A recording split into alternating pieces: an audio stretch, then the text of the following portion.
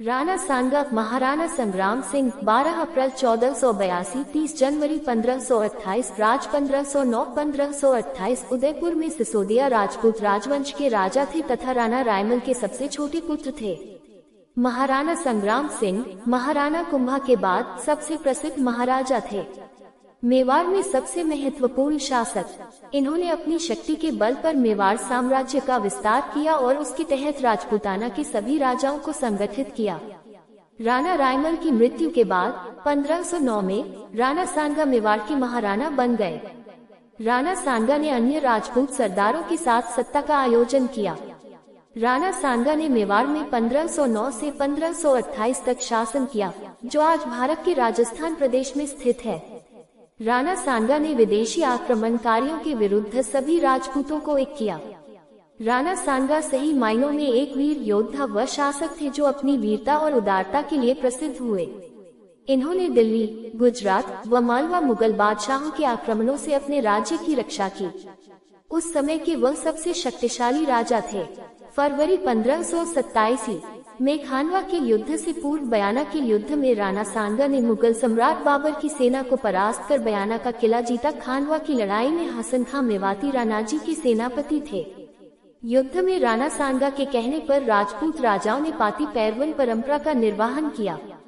बयाना के युद्ध के पश्चात 16 मार्च 1527 में खानवा के मैदान में राणा सांगा घायल हो गए। ऐसी अवस्था में राणा सांगा जी को युद्ध मैदान से बाहर निकलना पड़ा और उनकी जगह उनके परम मित्र राज राणा अजजा झाला ने ली। उन्होंने अपनी वीरता से दूसरों को प्रेरित किया। इनके शासनकाल में मेवाड़ अपनी समृद्धि की सर्वोच्च ऊंचाई पर था। एक धर्म पर नया राजा की तरह इन्होंने अपने राज्य की रक्षा तथा उन्नति की। राणा सांगा इतने वीर थे कि एक भुजा, एक आंख, एक टांग खोने व अनगिनत जख्मों के बावजूद उन्होंने अपना महान पराक्रम नहीं खोया। सुल्तान मोहम्मद शाह मांडू के युद्ध में हराने व बंदी बनाने के बाद उन्हें उनका राज्य पुनः उदारता के साथ सौंप दिया। यह उनकी बहादुरी को दर्शाता है। खानवा की लड़ाई में राणाजी को लगभग 80 घाव लगे थे, अतः राणा सांगा को सैनिकों का भग्नावशेष भी कहा जाता है।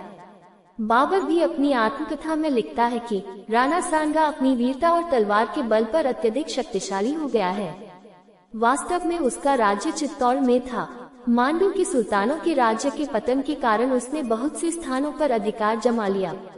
उसका मुल्क 10 करोड़ की आमदनी का था। उसकी सेना में 1 लाख सवार थे।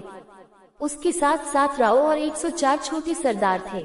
उसके 3 उत्तराधिकारी भी यदि वैसे ही वीर और योग्य होते तो मुगलों का राज्य हिंदुस्तान में जमने न पाता। राणा रायमल के 4 पुत्रों पृथ्वीराज सिसोदिया, जयमल तथा राणा सांगा तथा सेसा तथा 2 पुत्रियां थी। एक जीवित पुत्री आनंदीबाई थी। मेवाड़ के सिंहासन के लिए संघर्ष प्रारंभ हो जाता है। एक भविष्यकर्ता के अनुसार सांगा को मेवाड़ का शासक बताया जाता है। ऐसी स्थिति में कुंवर पृथ्वीराज व जयमल अपने भाई राणा सांगा को मौत के घाट उतारना चाहते थे, परंतु सांगा किसी प्रकार यहाँ से बचकर अजमेर पलायन कर जाते हैं। तब सन 1509 में अजमेर के करमचंद सिंह पनवाट में फौज की सहायता से राणा सांगा को मेवाड़ राज्य प्राप्त हुआ। मुगल साम्राज्य के संस्थापक बाबर ने अपने संस्मरणों में कहा है कि राणा सांगा भारत में सबसे शक्तिशाली शासक थे जब उन्होंने इस पर आक्रमण किया, और कहा कि उन्होंने अपनी वीरता और तलवार से अपने वर्तमान उच्च गौरव को प्राप्त किया।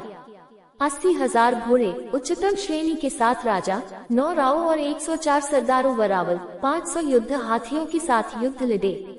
अपने चरम पर संघ युद्ध के मैदान में 100,000 राजपूतों का बल जुटा सकते थे। मालवा, गुजरात और लोधी सल्तनत की संयुक्त सेनाओं को हराने के बाद मुसलमानों पर अपनी जीत के बाद वह उत्तर भारत का सबसे शक्तिशाली राजा बन गए। कहा जाता है कि सांगा ने 100 लड़ाइयां लड़ी थी और विभिन्न संघर्षों में उनकी आंख तथा हाथ और पैर